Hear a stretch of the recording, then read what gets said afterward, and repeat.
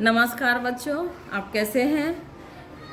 आप अच्छे होंगे। चलिए हम लोग विज्ञान में आगे की तरफ बढ़ते हैं। अगला पाठ है कोयला और पेट्रोलियम। कोयला और पेट्रोलियम पाठ को अब इसका प्रश्नोत्तर करेंगे। शुरू करते हैं। पहला प्रश्न है, सीएनजी और एलपीजी का ईंधन के रूप में उपयोग करने में क्या लाभ है? सीएनजी और एलपीजी के ईंधन के रूप में उपयोग करने से क्या लाभ है? सीएनजी और एलपीजी उपयोग करने से लाभ निम्नलिखित है। इसका उत्तर है सीएनजी और एलपीजी उपयोग करने के लाभ निम्नलिखित है। पहला लाभ है ये कम प्रदूषणकारी है, प्रदूषण कम होता है इसके उपयोग में। ये स्वच्छ ईंधन है। अगला है ये अन्य ईंधनों की अपेक्षा सस्ते हैं। हम लोग कोई भी चीज़ उपयोग करते हैं तो देखते भी हैं कि अच्छा भी हो और सस्ता भी हो, तो ये अन्य ईंधनों की अपेक्षा सस्ता है। ये आसानी से उपलब्ध भी हो जाता है। अगला है इन्हें घरों और कारखानों में सीधा जलाया जा सकता है, जहां इनकी आपूर्ति पाइपों के द्वारा की जाती है। पाइप से ये घर तक, कारखाना तक पहुंच जाता है और उसका उपयोग करना आसान है। अगला प्रश्न है, पेट्रोलियम का कौन सा उत्पाद सड़क निर्माण हेतु उपयोग में लाया जाता है? उत्तर है सड़क निर्माण हेतु पेट्रोलियम उत्पाद बिटुमिनस उपयोग में लाया जाता है। सड़क निर्माण में पेट्रोलियम उत्पाद बिटुमिनस उपयोग में लाया जाता है। अगला प्रश्न है, वर्णन कीजिए मृत वनस्पति से कोयला किस प्रकार बनता है? यह प्रक्रम क्या कहलाता है? इसका उत्तर है कोयला हमें जमीन के अंदर से प्राप्त होता है।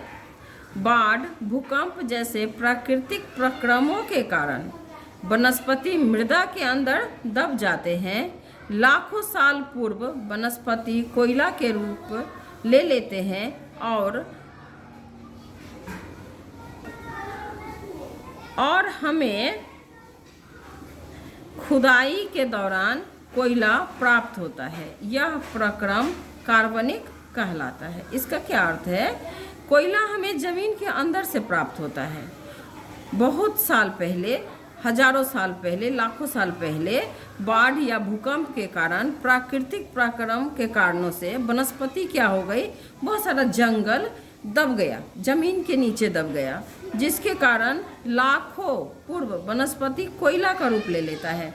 जब लाखों वर्ष पूर्व जाता है, लाखों वर्ष के बाद वही वनस्पति क्या होता है? वे पेड़ पौधे कोयला का रूप ले लेता है और हमें खुदाई के दौरान, ये कोयला कब मिलता है? जब जमीन को खोदा जाता है, खुदाई के दौरान कोयला प्राप्त होता है। यह प्रक्रम कार्बनीकरण कहलाता है। ये जो क्रिया होती है इसको क्या कहते हैं? कार्बनीकरण। यह कार्बनीकरण कहलाता है। अगला प्रश्न है, रिक्त स्थानों की पूर्ति कीजिए। चौथा प्रश्न है, पहला कोयला तथा,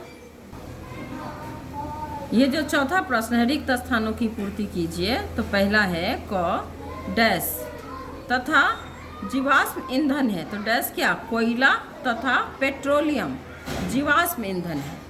खाली स्थान में लिखेंगे कोयला और तथा के बाद पेट्रोलियम। अगला है ख पेट्रोलियम के विभिन्न घटकों को पृथक करने का प्रक्रम परिष्करण कहलाता है।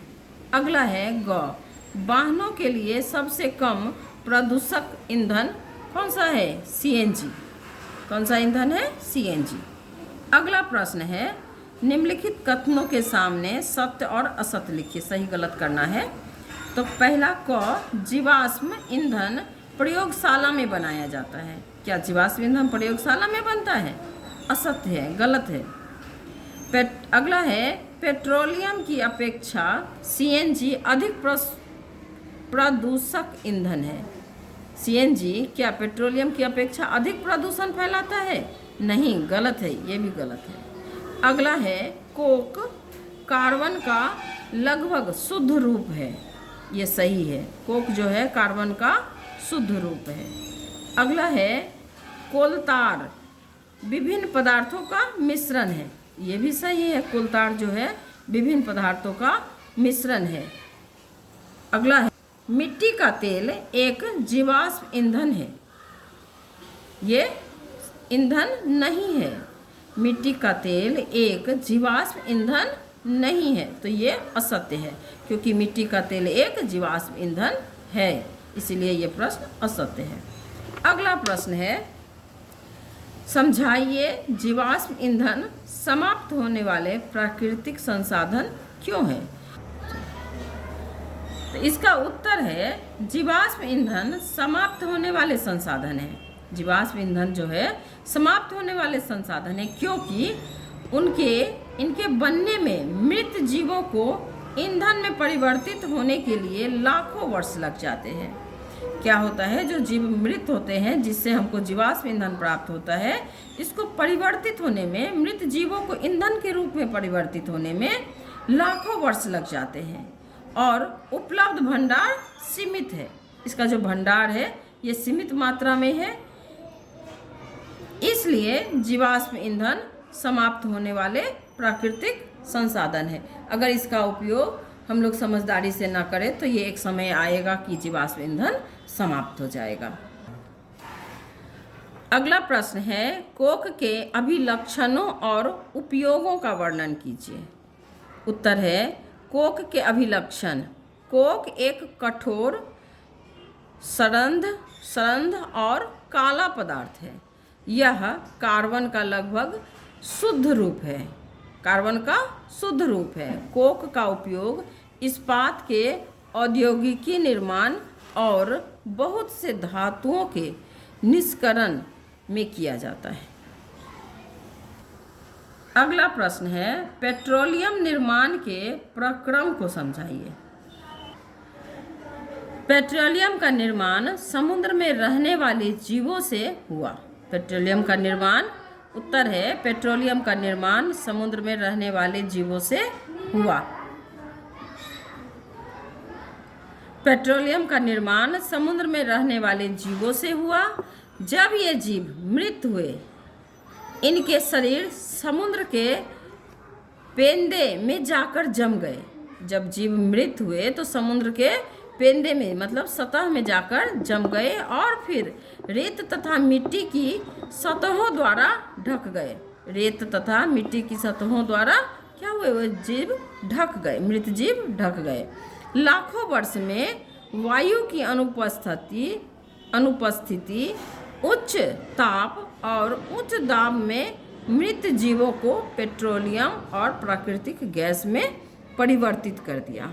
क्या हुआ, समुद्र में जो जीव मृत हुए वो जीव समुद्र के तल में जाकर जम गए और फिर रेत और मिट्टी के सतहों से क्या हुए, ढक गए। और ढक गए वो लाखों वर्षों बाद।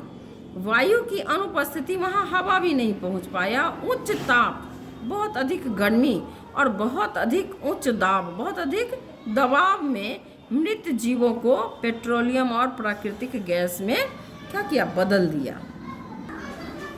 अगर आपको ये पाठ पढ़ाना, प्रश्न उत्तर अगर अच्छा लग रहा हो तो हमारे चैनल को सब्सक्राइब करें, वीडियो को लाइक करें और इससे संबंधित जुड़ी हुई कोई भी समस्या या कोई भी प्रश्न हो तो आप कमेंट बॉक्स में लिखें।